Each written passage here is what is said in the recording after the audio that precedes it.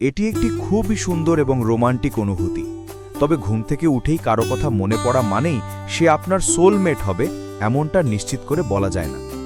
ভিডিওটি ভালো লাগলে অবশ্যই সাবস্ক্রাইব করবেন আর লাইক শেয়ার করতে ভুলবেন না। চলুন ভিডিও শুরু করা যাক।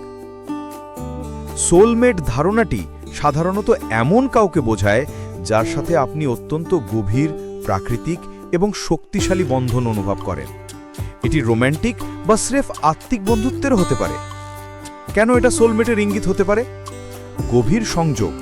যদি সেই ব্যক্তিটি আপনার জীবনে খুবই গুরুত্বপূর্ণ হন এবং আপনার অবচেতন মনেও গভীরভাবে স্থান নিয়ে নেন, তবে সকালের প্রথম চিন্তায় তার কথা আসতেই পারে। স্বাভাবিকতা। এটা যদি প্রায়শই ঘটে এবং এটা মনে করে আপনার মনের শান্তি বা আনন্দ আসে, তবে এটি একটা গভীর মানসিক সংযোগের ইঙ্গিত হতে পারে। কেন সবসময় সোলমেট নাও হতে পারে?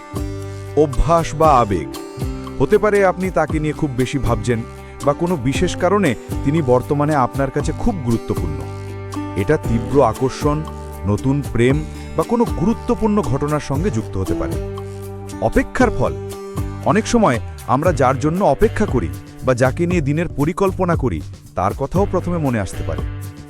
মূল কথা হলো, যদি সেই মানুষটির সাথে আপনার সম্পর্কটি সহজ, স্বাভাবিক, একে অপরের প্রতি বোঝাপড়া, সমর্থন এবং গভীর ভালোবাসা বা বন্ধুত্বের হয়, তবে সেই সম্পর্ককে আপনি সোলমেট বলতেই পারেন। ঘুম থেকে উঠেই তার কথা মনে আসাটা সেই গভীর অনুভূতির একটা সুন্দর বহিঃপ্রকাশ মাত্র।